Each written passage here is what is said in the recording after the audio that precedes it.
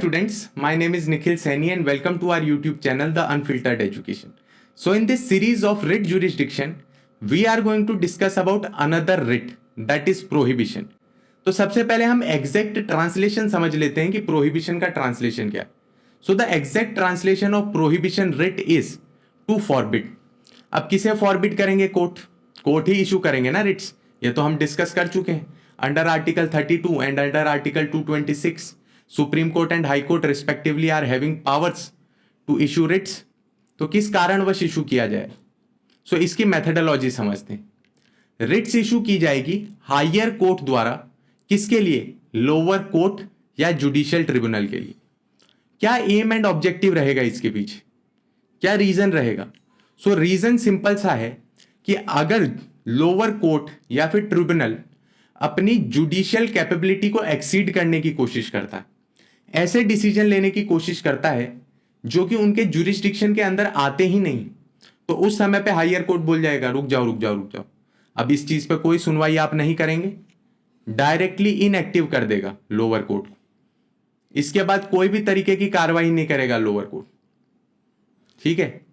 दूसरी चीज आप ये समझिए कि ऐसा क्यों किया जाता है, ये रिट क्यों दी गई है, तो इसे हम एक एग्जाम्पल के थ्रू समझेंगे.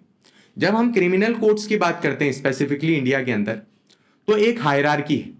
सबसे ऊपर सुप्रीम कोर्ट, उनके नीचे हाई कोर्ट, फिर सेशंस कोर्ट, फिर उसके नीचे आएगा चीफ जुडिशियल मैजिस्ट्रेट्स कोर्ट और सबसे नीचे आएगा judicial magistrate court. Judicial magistrate court ऐसे केसेस पे अपना जजमेंट देता है जिसमें मैक्सिमम पनिशमेंट 3 साल की हो. ठीक है. चीफ जुडिशियल मैजिस्ट्रेट ऐसे केसेस पे अपना जजमेंट सुनाता है जिसमें मैक्सिमम पनिशमेंट 7 साल की हो. सेशंस कोर्ट के पास पूरी पावर है कि वो कैपिटल पनिशमेंट भी दे सकता है और लाइफ इंप्रिजनमेंट भी दे सकता है. तो एक हायरार्की है, एक जुरिस्डिक्शन सेट करके रखा है.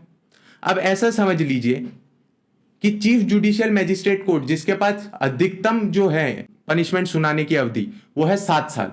ऐसे केसेस जिसमें 7 साल से ऊपर ना हो कोई भी तरीके की पनिशमेंट, बट वो ऐसा केस ले लेता है और 12 साल या 15 साल की सजा सुनाने वाला केस ले लेता है, तो फिर क्या करेगा? तो higher court prohibition writ issue करेंगे और उस केस को वहीं रोक देंगे क्योंकि वो अपने जुरिस्डिक्शन से बाहर जाके काम कर रहे हैं. सो ये इसका एम एंड ऑब्जेक्टिव है. अब हम ऐसा समझते हैं कि इसका स्कोप कहां कहां तक है. तो पहली चीज तो जुडिशियल अथॉरिटीज, ये तो हम समझ ही गए इस एग्जाम्पल के थ्रू. पर दूसरी चीज ये भी समझिए कि कई ऐसी बॉडीज होती हैं जो एडमिनिस्ट्रेशन का काम करती हैं या लेजिस्लेशन का काम करती हैं, बट उनके पास कुछ जुडिशियल फंक्शंस भी होते हैं. ठीक है. उनके पास कुछ जुडिशियल फंक्शंस भी होते हैं.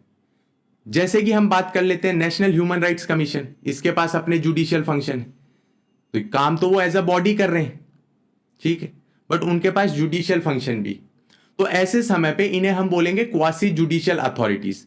तो इनके ऊपर भी ये रिट जो है इशू कराई जा सकती है अगर ये अपने जुरिस्डिक्शन से बाहर जाके काम करने लगे. तो किन किन अथॉरिटीज के खिलाफ ये अवेलेबल नहीं, इशू नहीं कराई जा सकती?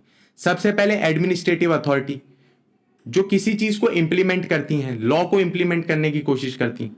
दूसरी लेजिस्लेटिव बॉडीज, पार्लियामेंट, विधानसभा.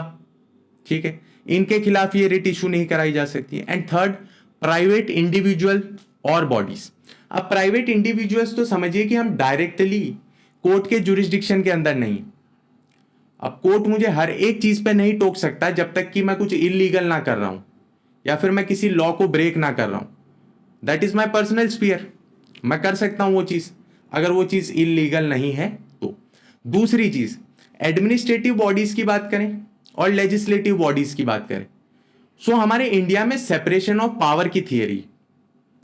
हम जुडिशरी की पावर अलग रखते हैं, एडमिनिस्ट्रेटिव पावर, एग्जीक्यूटिव पावर को अलग रखते हैं और लॉ मेकिंग बॉडी अलग रखते हैं.